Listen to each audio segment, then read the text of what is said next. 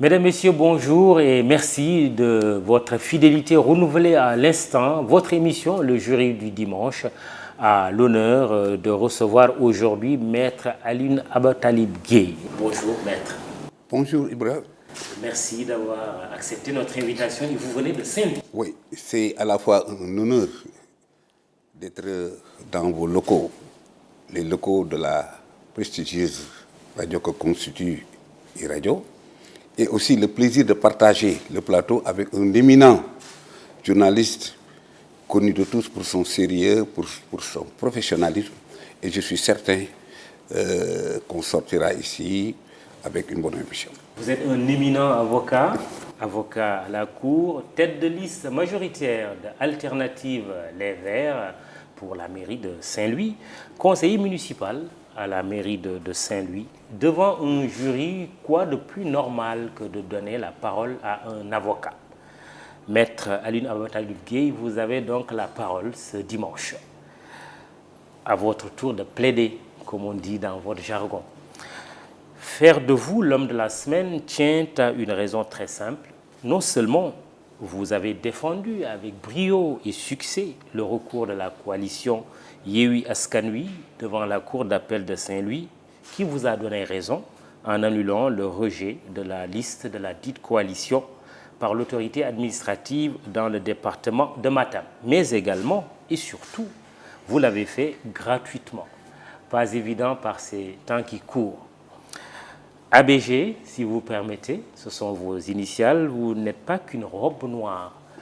Vous portez d'autres costumes, pour ne pas dire boubou, comme ce joli que vous avez mis aujourd'hui. Homme politique, vous avez été adjoint au maire de Saint-Louis sous feu Ousmane Masseck Ndiaye. Vous êtes actuellement conseiller municipal et tête de liste majoritaire de Alternative Les Verts. Très actif dans le mouvement associatif, vous avez dirigé il y a bien longtemps l'AS Santos, premier club navétane à remporter la Coupe nationale navétane au Sénégal, vice-président de la Ligue de football de Saint-Louis, puis président de la même ligue. Vice-président de la Fédération sénégalaise de football sous Daouda Faye, Vava, ensuite président de la FSF. Et bien sûr, vous avez présidé aux destinées de la Linguère de Saint-Louis, club fétiche de l'ancienne capitale du Sénégal. Maître, vous avez prêté serment en 1981 et vous êtes établi à Saint-Louis d'ailleurs depuis 1984. 81, arrivée d'Abdou Diouf au pouvoir en remplacement de Léopold Sédar Senghor, la Cour suprême était alors présidée par un certain Kéba Mbaye qui prononça une phrase devenue historique en recevant le serment du nouveau président de la République. Monsieur le Président, avait dit Feu Kéba Mbaye, les Sénégalais sont fatigués. Jeune avocat fringant et frémoulu, comment aviez-vous vécu ce moment historique? Oui, Ibrahim, pour être complet, puisque c'était un mandat qui m'a été donné par Ousmane Masseck Ndiaye, j'ai fui député de la 12e législature. Absolument.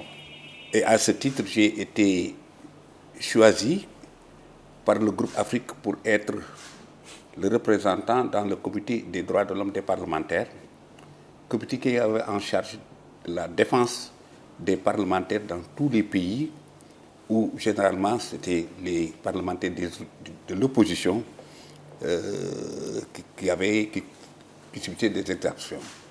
Donc oui. Donc pendant complément 5 ans, d'information utile. Oui, 1980. Vous Maintenant, prêtez serment comme avocat. Année de la prestation de serment du président Abdou Diouf. Je rappelais tout à l'heure les fameux propos du juge Kéba Mbaye, alors président de la Cour suprême. Monsieur le Président, les Sénégalais sont fatigués. Comment aviez-vous vécu ce moment historique?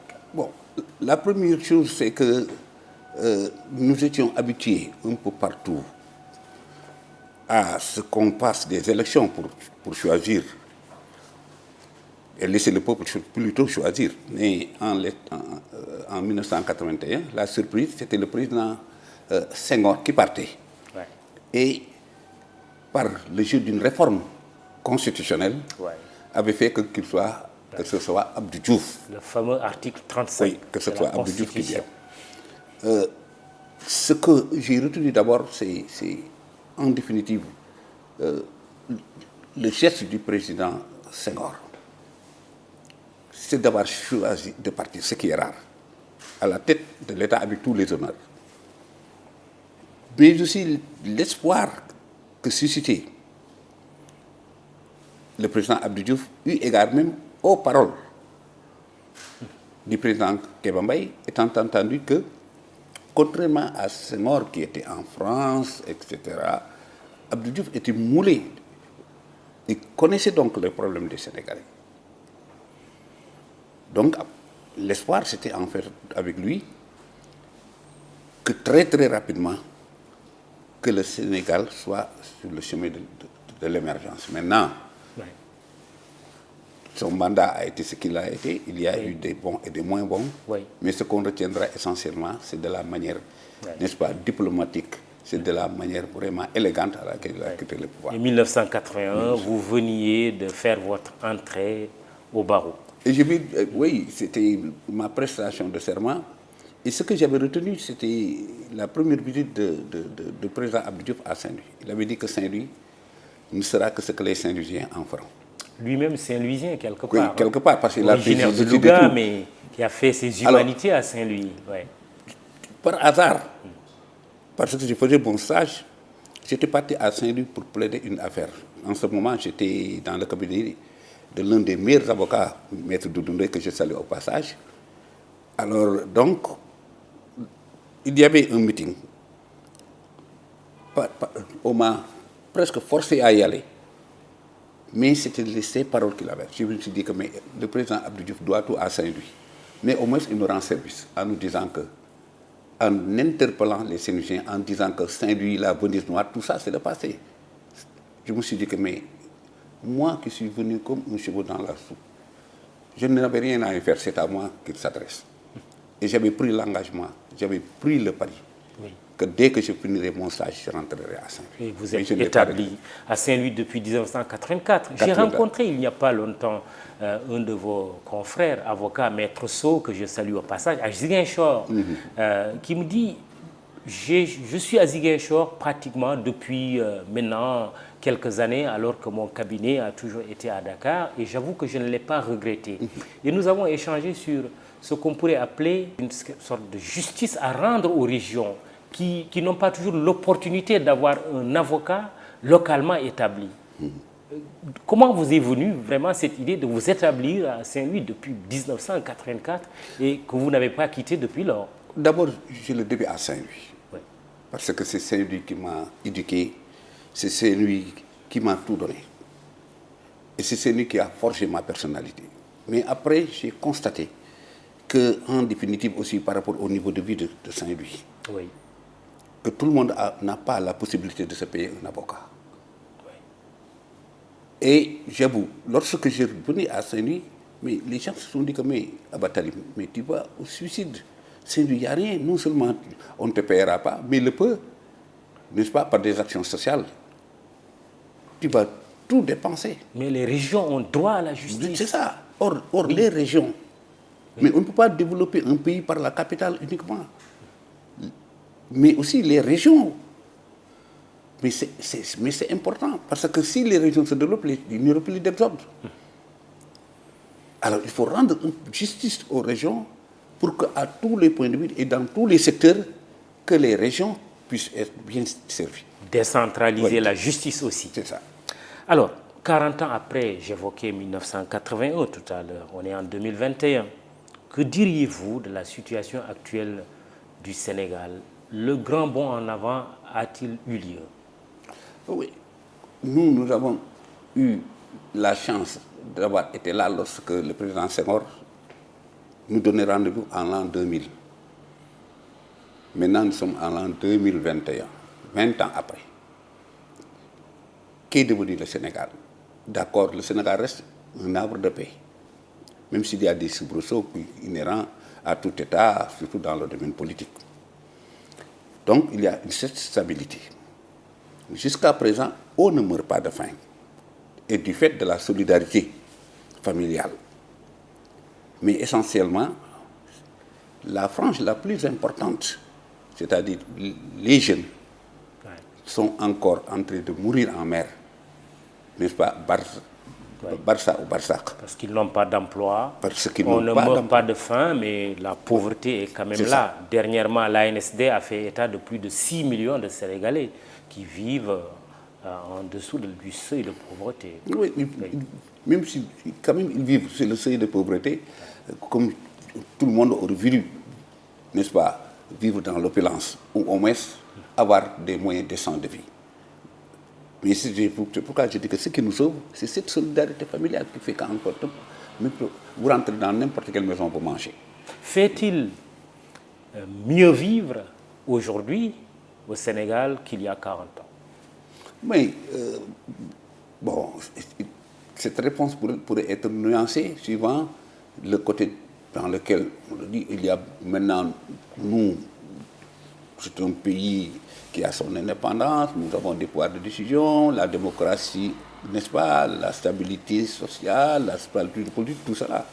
Mais par rapport aux moyens, non, c'est encore parce qu'avec la démographie aidant, il fallait peu pour vivre au niveau des foyers. Maintenant, tout est priorité.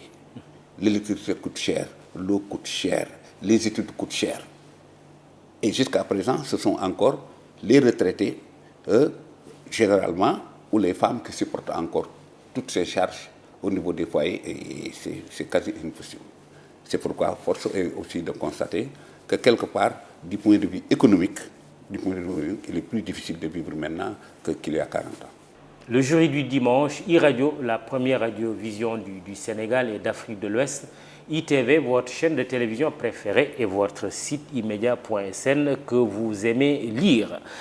Nous recevons donc Maître Alioune Abatalib Gueye. Il est tête de liste majoritaire de la coalition alternative Les Verts d'Ali Haïdar, c'est bien ça? C'est une coalition où il y a les Verts, les Verts dirigés par Ali Haïdar et les Mamadou Berté et autres. Alors, mais est-ce que c'est par nécessité que vous avez intégré cette liste ou plutôt par conviction? Mais le mariage, ce mariage était un mariage naturel. Compte tenu de tous les problèmes qui interpellent Saint-Louis et qui sont aussi essentiellement des problèmes environnementaux, des problèmes écologiques. Parce qu'en fait, si on fait le constat par rapport au problème, le premier problème de Saint-Louis, c'est un problème, n'est-ce pas, environnemental, c'est le problème de la brèche, qui tue plus de 400 personnes. Cette brèche a été ouverte pour sauver Saint-Louis en 2003 de l'inondation. L'intention était bonne. Sur 4 mètres, c'est passé à 7 km. C'est un problème, jusqu'à présent, on n'a pas encore trouvé des solutions. Et les partis écologistes, n'est-ce pas, ont réfléchi. Et lorsque j'ai rencontré les principaux responsables, il y a déjà posé le problème, c'est commencé à avoir des solutions, mais il y a des autres solutions qui sont posées. Donc déjà la brèche. Mais aussi l'érosion côtière, vous avez vu ce qui se passe au niveau de Saint-Louis. La gestion des déchets.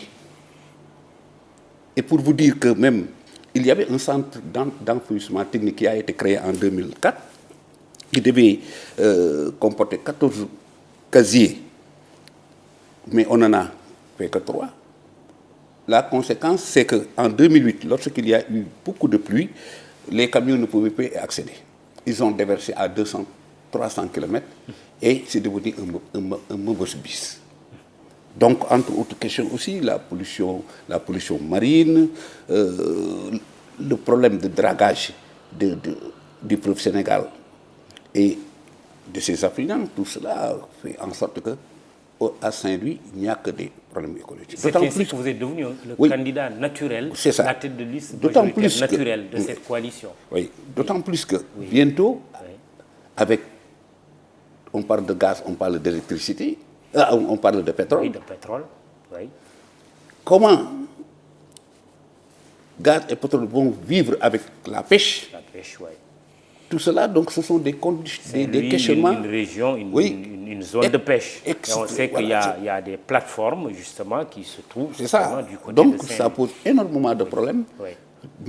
Or, nous, les populations aussi, il ne faut pas toujours attendre les autorités. Nous avons notre mot à dire et nous pouvons le dire que dans des cadres où nous maîtrisons ces sujets. Donc, travailler avec les Verts était d'ailleurs non seulement une opportunité, mais aussi une obligation, parce que par rapport à la vision que nous avons dans le développement de Saint-Louis, qui passe aussi par le règlement de ces problèmes, n'est-ce pas, et les problèmes aussi de la pêche qui posent avec le problème des frontières avec la Mauritanie, avec tous les problèmes que nos pêcheurs connaissent.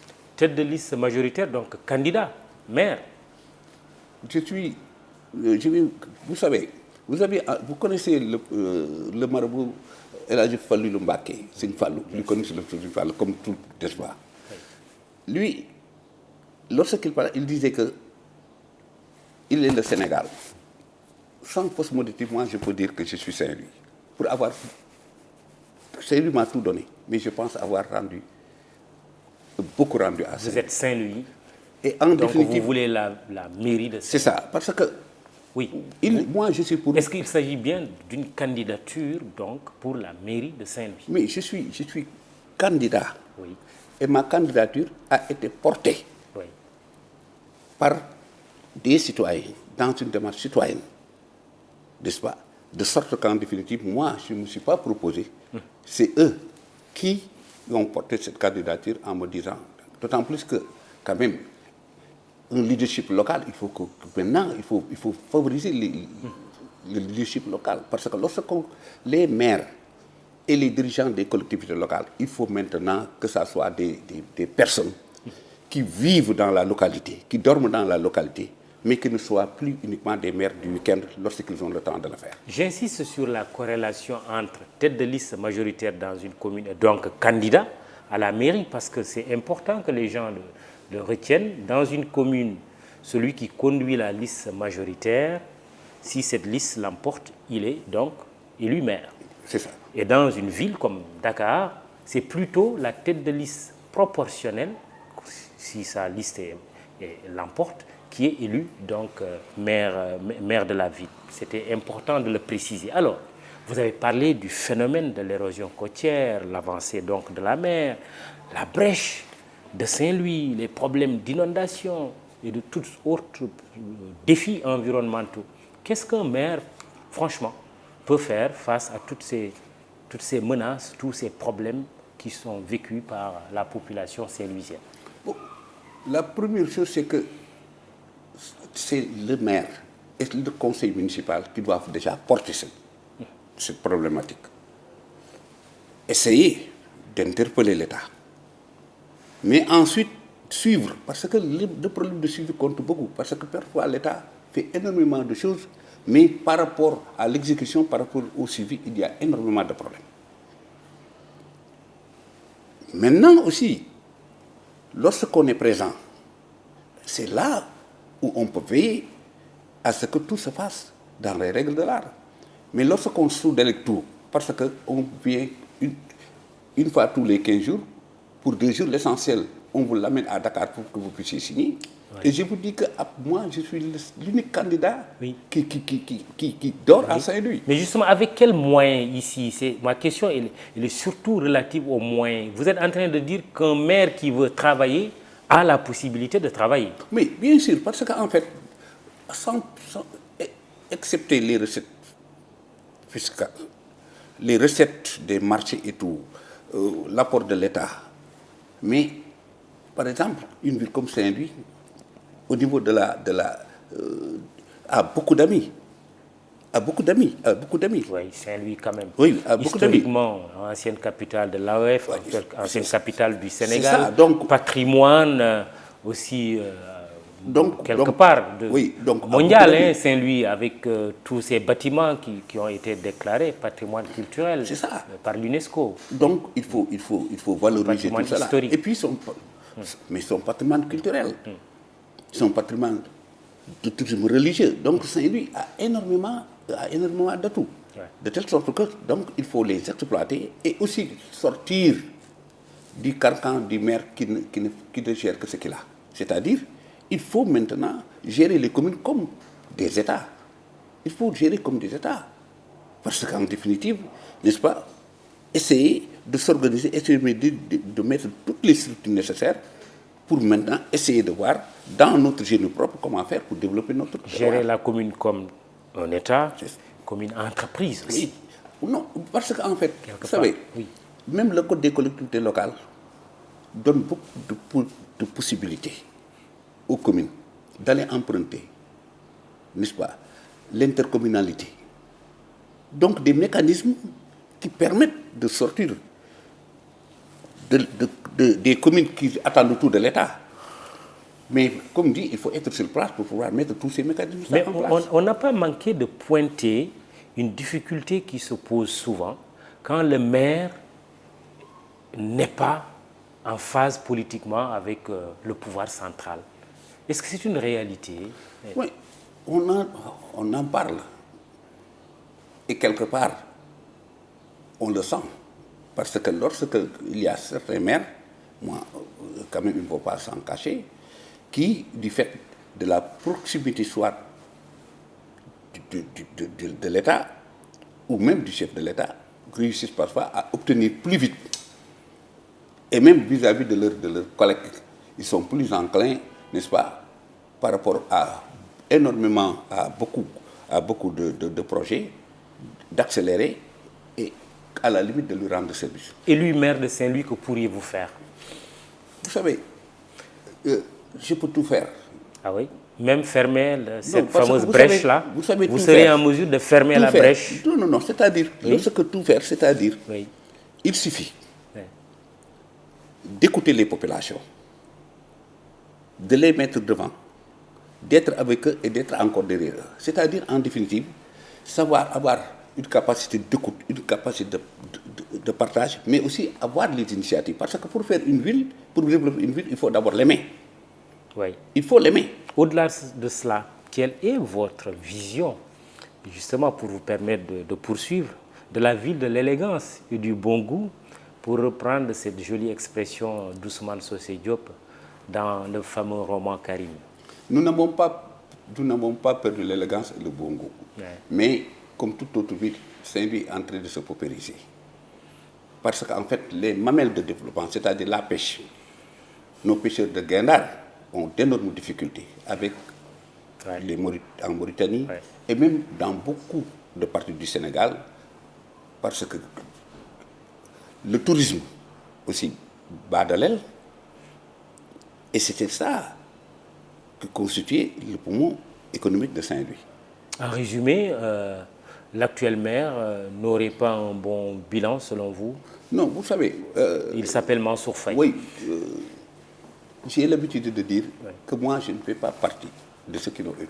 Mais c'est notre maire. Il appartient, parce qu'il a fini son mandat, il lui appartient de faire le bilan et que les Saint-Louisiens puissent apprécier. Comment jugez-vous ce bilan, vous, puisque vous êtes même, d'ailleurs, conseiller municipal? Oui, je suis conseiller municipal. Mais vous savez... Quelque part, il y a une solidarité d'équipe aussi. Mais, bien sûr. Oui. Mais ce qu'on peut dire, moi, je ne suis pas de ceux qui disent qu'il n'a rien fait.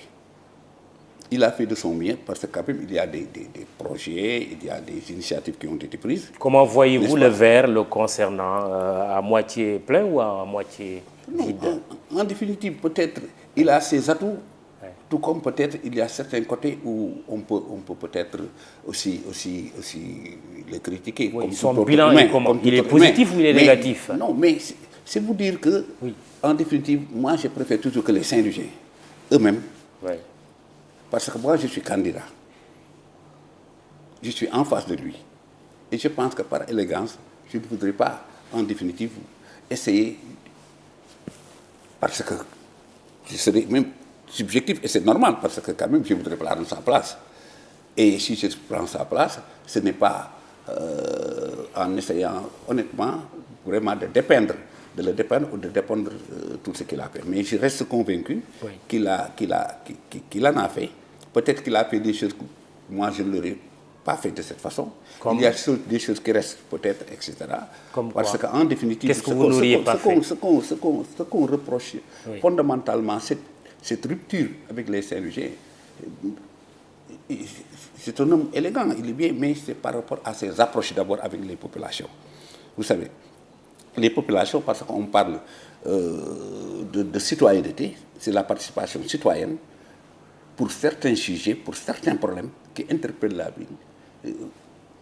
Au lieu d'en discuter, très souvent, il prend des décisions, n'est-ce pas, parfois, de la manière qui peut heurter les populations. Ça, honnêtement, c'est peut-être, moi, si je juge par rapport à son bilan, c'est l'aspect un peu négatif. Mais par rapport à des actions, quand même, au niveau de Saint-Louis, je dis que on ne peut pas l'occulter.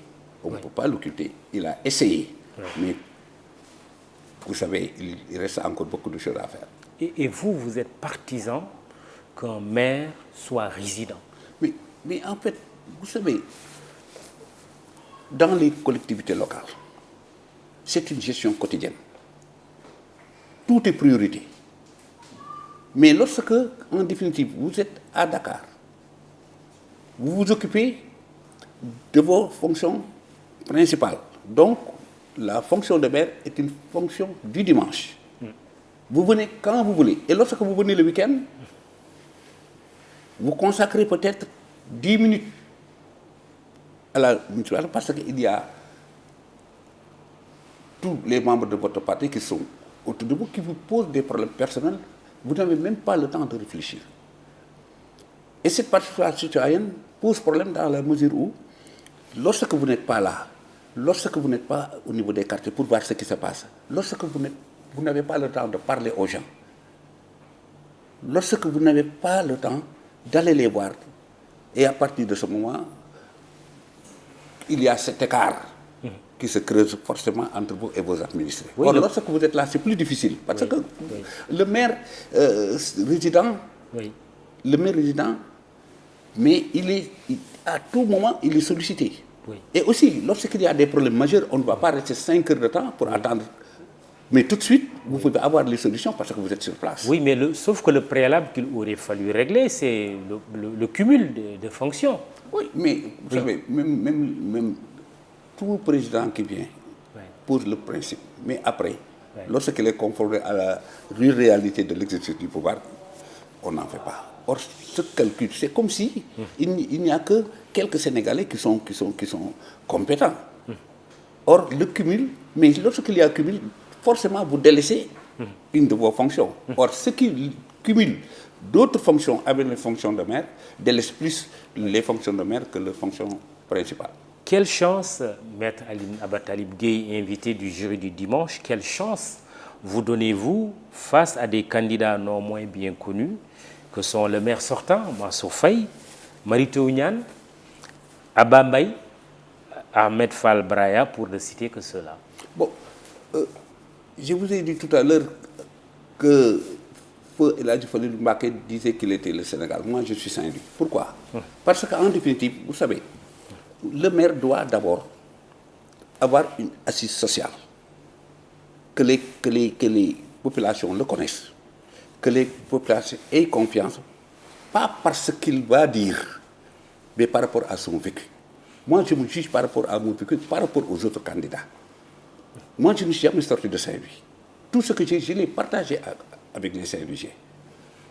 Je suis là. Lorsque il y a les inondations, je prends mes bottes, je prends des détergents et tout, on les distribue. Lorsqu'il y avait le Covid, on le fait. Lorsqu'il y a certains problèmes à l'hôpital, on les porte, ces questions. C'est pourquoi j'ai dit que j'ai été choisi par une frange de la population qui pensait que parce que j'étais toujours au devant, ou parmi ceux qui sont devant, lorsqu'il y avait ces luttes. Donc moi, je suis incrusté dans le tissu social. C'est pourquoi, lorsque vous allez, on n'a pas besoin de dire qui est Abatalib. Mais tout de suite, lorsque les gens se posaient, moi, on m'a fait candidat avant que je ne sois candidat, parce que les gens se disaient, mais pourquoi Abatalib ne se présenterait pas? Parce qu'ils ont confiance. Et lorsqu'on fait 40 ans dans une ville, avec une fonction éminemment sociale, n'est-ce pas, à partir de ce moment, je pense que vous avez vos atouts. Alors, Saint-Louis et ses célèbres sites et monuments, Saint-Louis ville historique, Saint-Louis patrimoine culturel, Saint-Louis et ses ponts, ses statues aussi, Saint-Louis avec le nom moins célèbre face à face entre le gouverneur et le cheikh Ahmadou Bamba Mbaké, Serigne Touba. Mais Saint-Louis et ses icônes disparus. Almami Matou Fall, Ousmane Masseck Ndiaye, Golbert Diagne, Alioune Badara Cissé, Doudou Diène, Jacob Yakouba, l'artiste, même s'il était né à Tambacounda. Que faire pour que Saint-Louis retrouve sa beauté d'antan? Mais c'est... En se basant sur tout ce que je Ils viens ont laissé d'énumérer. énormément. Oui. C'est le patrimoine qu'ils ont laissé. Et Dieu a fait que j'en suis aussi dépositaire. Parce que si je vous dis que c'est Ousmane Masseck Ndiaye qui m'a fait député, parce qu'il était, vous vous rappelez de la liste, de la fameuse liste Bokk Gis Gis avec Pape Diop, Mamadou Seck, etc. Avec les Baldé. Il était 4e sur la liste. Mais en ce moment, tout le monde, il avait énoncé en disant que je suis malade, je n'y serai pas pour Saint-Louis. Mais je mettrai un homme de confiance. Et pourtant, je ne faisais pas partie du PDS. Je ne faisais pas partie de son cercle immédiat. Mais c'est parce qu'on a cheminé ensemble, parce que il me connaît, il connaît mon engagement pour Saint-Louis. Il en est de même de Golbert Diagne, oui, qui disait que j'étais moi son héritier. Donc vous voyez, en définitive, mon engagement pour Saint-Louis, au-delà de ma propre personne, mais aussi il y a tout cela, oui, qui fait que oui, moi, n'est-ce pas, les valeurs de Saint-Louis, il faut que je veuille tout pour qu'on les protège. Je n'oublie pas les icônes vivantes quand même. Marie-Madeleine Diallo, Boubacar Boris Diop, Amadou Diaw du Doudou, Moumar Gueye. Pourquoi Ndar, Ndar, pour dire Saint-Louis, n'arrive pas à exploiter toutes ces ressources dont elle regorge? Parce qu'on ne lui donne pas la place qui s'y est. Vous savez, dans le code des collectivités locales, il est prévu un conseil consultatif, parce que tout le monde ne peut pas être conseiller municipal. Et ça permet de regrouper, c'est une sorte de conseil économique et social, avec la différence qu'ici, il n'y a rien à gagner. Mais c'était, n'est-ce pas, le lieu de permettre à ce que les Saint-Louisiens, dans leur diversité, par rapport à ce qu'ils apportent, les personnes ressources puissent, en définitive, aider, parce qu'ils connaissent très bien Saint-Louis. Et leur engagement pour Saint-Louis ne fait de conduite, ce serait l'occasion de les écouter. Et lorsqu'on les écoute, je suis sûr, n'est-ce pas, qu'on pourra faire énormément de choses. Mais malheureusement, jusqu'à présent, les maires que nous avons n'ont pas réussi à mettre cette structure en place. 2 dernières questions avant de passer à d'autres thèmes. La statue Faidherbe, vous en feriez quoi? Vous savez, moi, je fais partie de ceux qui disent et de ceux qui pensent qu'il ne fallait pas l'enlever. Mais le pont Faidherbe, on ne l'a pas enlevé. Le pont Faidherbe, on ne l'a pas enlevé.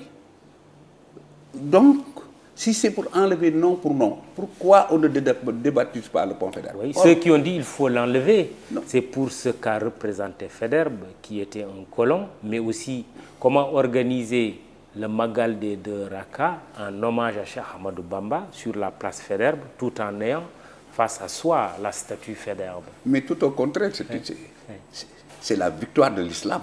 Parce que Faidherbe est là, ça symbolise qu'il a été toujours là. Sa statue a été toujours là.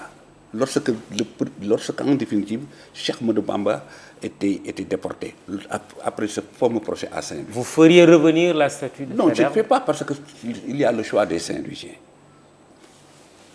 Oh, parce que on dit que c'est le choix des Saint-Louisiens, parce qu'il y a eu quand même des consultations, mais comme je dis, on n'efface pas son histoire. Or, Faidherbe, la colonisation, font partie de notre histoire. Si je vous dis retour de la capitale du Sénégal à Saint-Louis? Non, quand même, tout ce qu'une capitale demande, ne serait-ce que le périmètre est très étroit, ça fait partie des raisons pour lesquelles on a enlevé Saint-Louis. Moi, par contre, ce que je souhaiterais, c'est que ça soit un pôle de développement. C'est plus ça dont on a besoin que d'une capitale. Vous n'êtes pas démagogue sur ce point? Non, non, non. Je rappelle que vous suivez l'émission Le Jury du dimanche. Nous recevons Maître Aline Abatalib Gueye. Il est avocat à la Cour naturellement. Il est aussi homme politique, membre du conseil municipal de Saint-Louis et il est candidat à la mairie de Saint-Louis puisque tête de liste majoritaire de la coalition alternative Les Verts.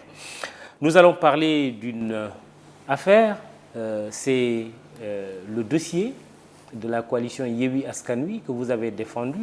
La liste ou les listes de cette coalition avaient été rejetées par l'autorité administrative dans le département de Matam. Finalement, la Cour d'appel vous a donné raison. Oui.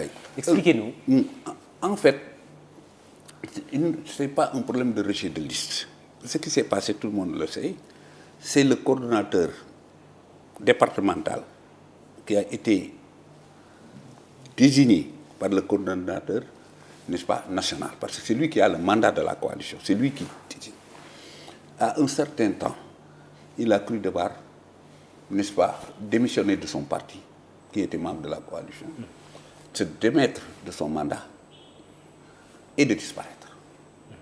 Mais heureusement, le mandataire national de la coalition a adressé une correspondance, n'est-ce pas, en disant que, écoutez, au préfet du département, maintenant je désigne telle personne comme étant celui-ci le mandataire départemental, les autres les mandataires des communes composant le département de Matam. Et le mandataire en question qui a démissionné est du village de Mboleyel, un certain Djibril Ngom. Mboleyel qui est dans le périmètre communal de Bokidiawe, que nous connaissons très bien aussi. Voilà. Oui. Donc, lorsqu'ils sont partis pour maintenant exercer leurs fonctions, le préfet leur dit que, écoutez, je suis désolé, mais pour que vous puissiez les représenter, il faut que celui qui est parti avec le récépissé, parce que lorsque vous déposez, on vous donne un récépissé, etc. Il faut que les documents que nous lui avons donnés, il faut qu'il leur ramène, c'est le préalable. C'est-à-dire un jeu impossible, parce qu'en fait, vous ne savez pas où vous êtes, les délais courts, et aussi, même si vous le voyez, vous n'avez aucun moyen de coercition pour que dans les délais, pour qu'il puisse vous donner. D'autant plus que la seule personne qui a qualité de donner un mandat, c'est le mandat national. Mais vous savez tous que le mandat, c'est lui qui donne un mandat, parce que le mandat ne confère aucun droit. Celui qui donne le mandat peut, même sans raison, n'est-ce pas, révoquer le mandat. Tout comme celui qui est parti, il a démissionné en rendant le mandat, il est libre. Donc à partir de ce moment, le seul problème, et c'est ce qui a été forcé par le préfet, c'était en définitive, le changement est intervenu dans les délais, donc il devait accepter ces mandats et les laisser. Donc maintenant, la cour d'appel de Saint-Louis a seulement dit au préfet, n'est-ce pas, de recevoir les mandataires qui ont été, la liste des mandataires qui ont été désignés par le mandataire national, et aussi de recevoir, tant au niveau du département qu'au niveau des communes du département, toutes les listes qui sont déposées par eux. Mais ce n'est pas uniquement ça, parce que, en fait, c'est pas... Yewwi Askan Wi, au niveau du département de Saint-Louis aussi, on avait rejeté leur liste, avec aussi 3 communes. J'ai plaidé cette affaire avant-hier, et avec d'autres, et heureusement, la Cour d'appel a rétabli toutes ces communes dans leurs droits. Parce que parfois, c'est aussi un problème d'ajustement, de parité, n'est-ce pas, l'agencement uniquement, qui constitue ces problèmes. Et le mandataire démissionnaire s'appelle Djibril Ngom. Alors, mais on a tendance quand même souvent à dire que la justice est plutôt favorable au pouvoir, mais est-ce qu'il n'y a pas lieu de rendre justice à la justice en voyant quand même que toutes ces listes, enfin pas toutes, la plupart des listes qui avaient fait l'objet de rejet de la part de l'autorité administrative ont été finalement validées par les différentes cours d'appel? Oui, il n'y a pas de justice indépendante ou dépendante. Ce sont les magistrats qui l'exercent, qui peuvent être des magistrats indépendants, pour être conformes à leur serment. Et les magistrats de la Cour d'appel, parce que vous savez, la Cour d'appel, ce ne sont pas des magistrats qui commencent. Ils sont presque, ils ont fait l'essentiel de leur carrière. Ce sont des magistrats aigris qui ont tous les échelons, qui ont gravi tous les échelons. Et en définitive, aussi, il y a un peu un problème de conscience. D'autant plus que, vraiment, face à de telles situations, ce serait pas maladroit, ce serait vraiment maladroit de prendre des décisions lorsque manifestement vous êtes même conscient qu'il y a une violation nette des droits. Magistrat aguerri et non magistrat aigri. Ouais, non, Vous avez voulu dire aguerri. Ouais. Très bien. Alors, une autre affaire qui chasse une autre, c'est l'affaire Barthélémy Diaz. Refus de déférer à la convocation du 1er décembre par la Cour d'appel de Dakar, mais il y a eu déjà cette convocation du 10 novembre et cela aboutit à des manifestations. Finalement, il y a eu un report donc, du procès devant la Cour d'appel le 1er décembre. Quelle est votre réflexion sur cette affaire en tant qu'avocat? Voilà. D'abord, en tant qu'avocat, la justice a son temps, qui n'est pas nécessairement le temps du politique.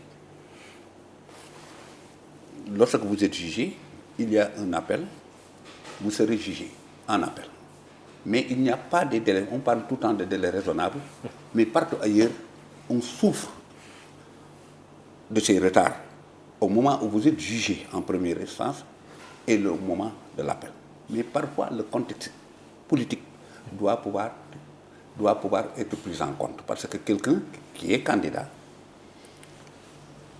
on a attendu jusqu'à maintenant pour enrôler le dossier, mais il était quand même possible, compte tenu que c'est à 2 mois des élections, il n'y a pas péril en la demeure, il n'y a pas urgence, n'est-ce pas, de juger après, étant entendu que le jugement, l'arrêt qui va intervenir, peut encore influer sur son sort, même s'il est élu.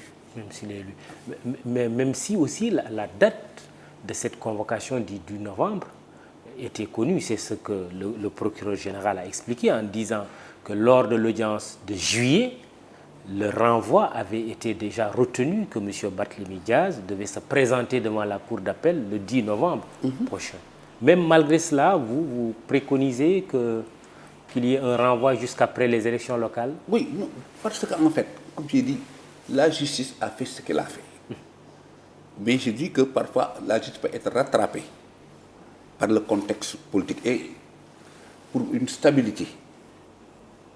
Surtout ça. Mais du point de vue juridique et du point de vue judiciaire, on n'a rien à reprocher à la justice. On n'a rien à reprocher à la justice. Il y avait un renvoi. L'affaire est encore renvoyée, n'est-ce pas? Au 1er décembre. On a uniquement dit pour question d'opportunité. Oui. D'opportunité, oui. On pourrait renvoyer après. Mais M. Diaz a dit que pour le 1er décembre, parce qu'il l'avait dit, passé le 10 novembre, je ne répondrai plus à une quelconque convocation. Au-delà de ça, il y a également une tendance qu'on observe à refuser de déférer la convocation de la justice. Non, lorsqu'on refuse de déférer, on le dit, mais je ne pense pas qu'il ne le fera pas. Parce que si vous ne vous présentez pas, si on vous juge par décision, par défaut réputé contradictoire, mais si on vous déclare coupable, qu'on décerne contre vous un mandat d'arrêt, on vous retrouvera chez eux et on vous mènera en prison. Même si ça va créer quelques remous, mais ce qui est sûr, c'est en définitive. C'est pourquoi j'ai dit que peut-être dans le feu de l'action, en tout cas moi, ce qu'on lui conseille, c'est de se présenter avec ses avocats. S'il doit demander un autre renvoi, n'est-ce pas, il demandera un autre renvoi, peut-être compte tenu du contexte et compte tenu de ses occupations, ce qu'il est en train de faire. Et la justice est assez compréhensible. Mais sinon, si les juges veulent retenir cette affaire, qu'on retienne. Et à partir de ce moment, vous verrez, il y a d'autres voies de droit, oui. Si vous n'êtes pas satisfait. Personne ne peut m'intimider, c'est impossible avant que je ne sois chef d'État, a fortiori aujourd'hui que Dieu m'a mis au pouvoir. Il y a des gens qui, si vous les suivez dans leur logique, vous poussent à poser des actes regrettables. J'ai fini de citer le président Macky Sall qui a fait ces déclarations. Commentaire? Oui, c'est maladroit. Parce que c'est lorsque quand même qu'on est chef de l'État qu'on doit être encore plus à être magnanime. Parce qu'en définitive, vous êtes le chef suprême. Vous êtes le père de famille par excellence. Vous pouvez, dans une famille, il y a toujours parfois vos enfants des écarts de langage ou des écarts de comportement, mais ce n'est pas nécessairement avec la chicotte qu'on règle les problèmes ou avec les menaces. Gunjo Diop qui dit justement, l'État est-il conscient de sa responsabilité dans la stabilité du pays vu la répétition des mêmes erreurs? C'est son commentaire. Que devrions-nous faire pour lui rappeler son devoir premier? Non, moi c'est l'inverse. C'est-à-dire, moi, j'interpellerai les forces de défense, n'est-ce pas, et de sécurité. Parce qu'il y a ce qu'on appelle le système des baïonnettes intelligentes. Lorsque l'ordre est manifestement illégal, vous n'exécutez pas. Donc, c'est dans la philosophie de l'intervention, n'est-ce pas, qu'on peut gérer. Parce qu'en définitive, parfois, on met plus, n'est-ce pas, de personnes pour interdire que pour encadrer. Or, nous sommes tous habitués, lorsque nous allons répondre à la police ou au tribunal, vos amis et tout le monde vous accompagne. Mais qu'on vous laisse. Mais ce n'est pas parce qu'on vous accompagne. Si vous laissez, il n'y aura pas de problème. Mais parfois, vous êtes provoqué. Mais ils sont aussi dans leur rôle. L'opposition ne va pas faciliter. Mais c'est à vous de comprendre. Vous dites que, écoutez, les gens veulent l'accompagner. Qu'ils l'accompagnent, on peut entrer. Et rien ne se passera. Maître Aline Abataleb Gueye, avocat, tête de liste majoritaire de la coalition alternative Les Verts au prochain local prévu le 23 janvier 2022 et l'invité de ce jury du dimanche. On va parler maintenant de sport, de football plus particulièrement. Vous avez dirigé la Fédération sénégalaise de football, vous avez dirigé la Linguère de Saint-Louis, vous êtes là depuis pratiquement les premières heures. Alors, Maître Abataleb Gueye, d'abord une question d'actualité toute chaude. Elle est posée par Mohamed Lamine Gueye, elle est relative au football. Les Lions joueront d'ailleurs ce dimanche leur dernier match des qualifications des éliminatoires, en tout cas pour le premier tour. Des Lions déjà qualifiés, ils vont affronter le Congo-Brazzaville. Question de Mohamed Lamine Gueye, votre avis sur Aliou Cissé, le coach? C'est un coach. Bon, pour le moment, il semble faire des résultats, mais à mon avis, les résultats sont très mitigés. Parce que nous avons, depuis à peu près une dizaine d'années, une équipe nationale à la dimension, je ne dis même pas de l'Afrique, mais qui peut rivaliser avec les meilleures équipes du monde, parce que nous avons des joueurs de niveau mondial. Oui, donc Aliou Cissé qui a joué quand même une finale de Cannes. Il n'y a que Bruno Metsu, paix à son âme, qui l'avait fait. Il s'est qualifié également à la Coupe du Monde. Là également, c'était la deuxième fois que le Sénégal arrivait à ce niveau de compétition en Coupe du Monde. Alors, quel est le reproche qu'on peut faire à Aliou Cissé? Ces résultats, moi je dis que ce sont des résultats, mais qui sont mitigés par rapport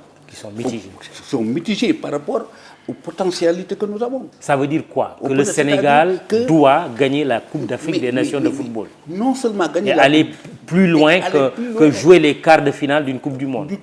C'est votre conviction. Mais c'est ma conviction parce que déjà l'État met les moyens qu'il faut. Ce n'est pas une conviction de supporter. Oui, l'État met les moyens. Parce que, pourquoi? L'État met énormément de moyens, c'est pas comme lorsque nous étions présidents. Oui.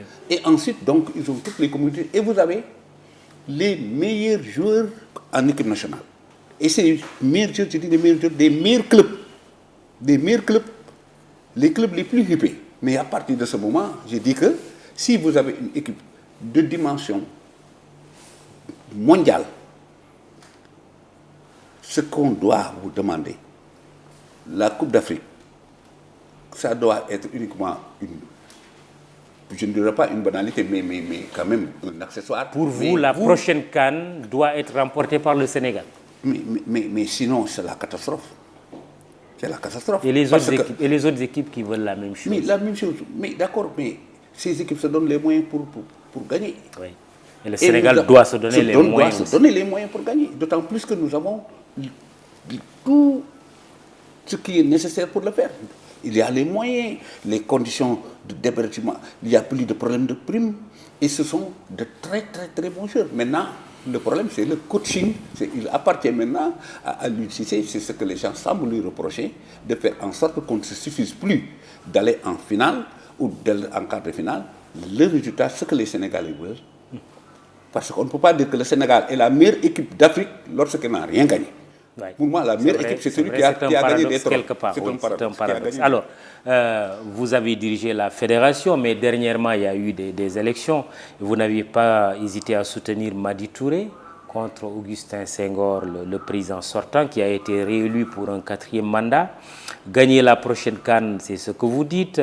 Se qualifier à la prochaine Coupe du Monde, c'est ce que vous dites également, en allant même plus loin que les quarts de finale. Mais quel regard jetez-vous sur la gestion du football sénégalais de manière générale? C'est ce que tout le monde constate. Parce que tout à l'heure, lorsqu'on parle, on ne parle que de l'équipe nationale. Or, force est de constater que cette équipe nationale, si aujourd'hui, même si ce sont des Sénégalais, mais l'essentiel des joueurs, ce sont des Sénégalais qui n'ont pas fait leur humanité au Sénégal, qui n'ont pas joué ici. Donc ce ne sont pas des produits de la Fédération sénégalaise de football. Or, une fédération, c'est quoi? C'est gérer et développer. L'AIDIAO avait l'habitude de dire que l'équipe nationale doit être l'émanation des clubs. Ici, c'est tout le contraire.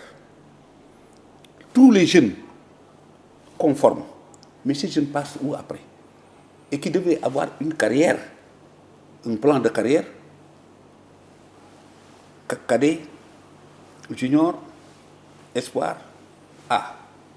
Mais où sont tous ces jours? Par rapport au financement du football. Mais les clubs, s'ils ne vendent pas des joueurs, ils ne vivent pas. Où est le support télévisuel? Pour permettre aux annonceurs de venir, parce que le sponsoring, maintenant, vous savez que son apport au niveau du football. Et c'est ce qui constitue aussi les moyens pour que les groupes de vie... Le football sénégalais est mal géré, selon vous? À mon avis, je l'ai dit, ça a fâché peut-être mon cher confrère, je dis en définitive que le football sénégalais, par rapport aux objectifs qu'on peut fixer pour dire que, moi je pense que jusqu'à présent, on est en train. Nous allons terminer par Saint-Louis, mais en restant dans la thématique sport. Question posée par Momar Alisnia, notre correspondant, que nous saluons au passage, tout comme nous faisons un clin d'œil au doyen, à notre aîné Abdoulaye Diaw, qui est une icône pour nous et une référence.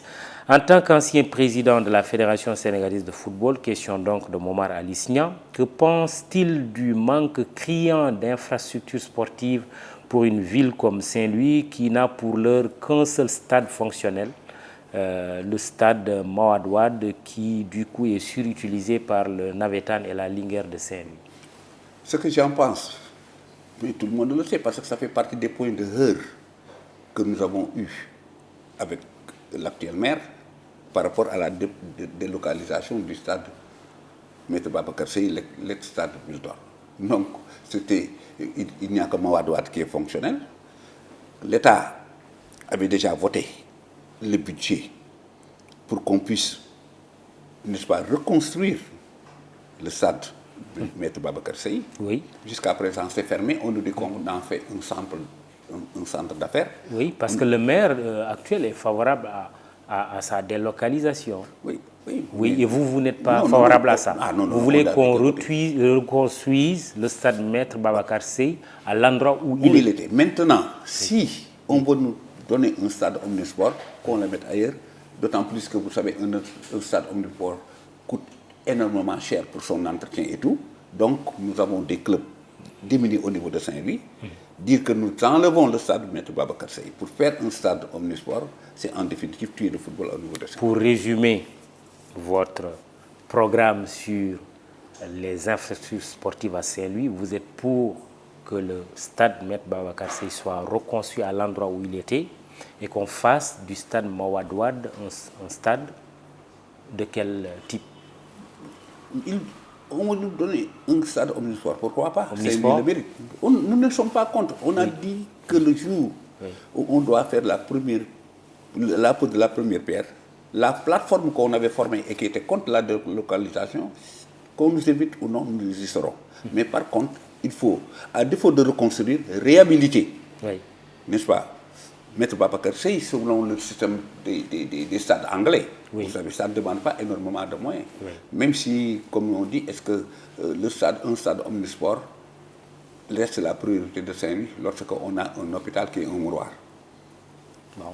Un autre thème de campagne, certainement, l'hôpital, la santé à Saint-Louis. Je vous remercie, Maître Alioune Abatalib Gueye, avocat à la Cour, tête de liste majoritaire de la coalition alternative Les Verts et conseiller municipal à la mairie de Saint-Louis. Merci d'être venu au Jury du dimanche. C'est moi qui vous remercie, comme j'ai dit, d'être dans vos locaux, Oui. vos jeunes locaux.